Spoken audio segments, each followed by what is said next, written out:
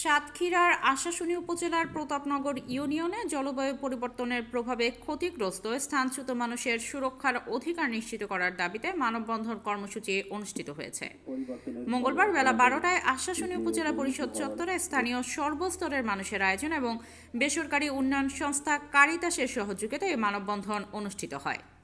অনুষ্ঠানে ইউনিয়ন পরিষদের panel chairman Mohammad Sohrab হোসেনের সভাপতিত্বে বক্তব্য রাখেন নীলুফা খাতুন, আবু মুসা, রহিমা খাতুন, ফাতেমা খাতুন, সাংবাদিক মীর আবু বক্কর, অঞ্জলি বিশ্বাস এবং কারিতাস বাংলাদেশ খুলনা অঞ্চলের programme officer doctor Suman Kumar Malakar প্রমুখ।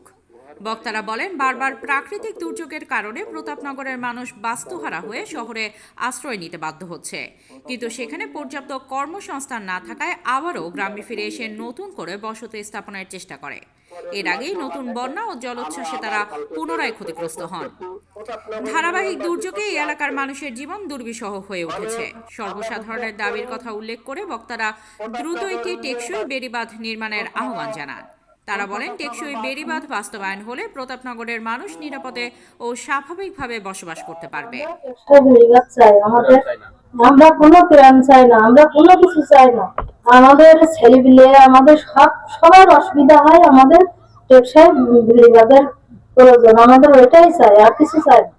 আমরা চাচ্ছি যে আমাদের ভবিষ্যৎ, আগামী দিনের ভবিষ্যৎ আমাদের বাচ্চা কাচ্চা, কিন্তু আমরা যে পরিস্থিতি হয়েছি যাতে আমাদের বাচ্চা কাচ্চা পরবর্তীতে না হয়, সেটার জন্য আপনাদের কাছে আমাদের দাবি, আমরা প্ল্যান চাই না, পাওয়ার চাই না, কিছু চাই না। আমরা চাই যে আমাদের একটা টেকসই বেড়িবাঁধ আপনাদের কাছে। এই দুঃখ দুর্দশা লাগানোর জন্য প্রতাপনগরের মানুষের দাবি একটাই, টেকসই বেড়িবাঁধ। তারা কিন্তু চায় না যে কোনো ত্রাণ, কোনো সাহায্য, চায় টেকসই বেড়িবাঁধ।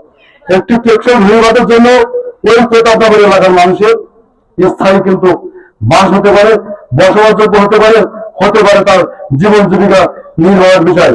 আপনারা আজকের এই কারিতাসের আয়োজনে মানববন্ধন থেকে আপনারা প্রতাপনগরের জন্য টেকসই বেড়িবাঁধের একটু ব্যবস্থা করবেন।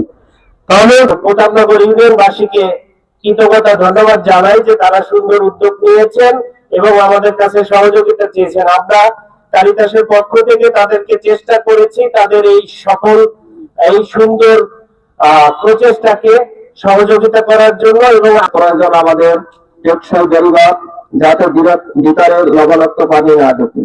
লবণাক্ত পানি ঢুকলে যেমন ফসলাদি সমস্যা হয়। এবং আবু জাফরের তথ্যচিত্রে সামিয়া সুলতানা, চ্যানেল 21, সাতক্ষীরা।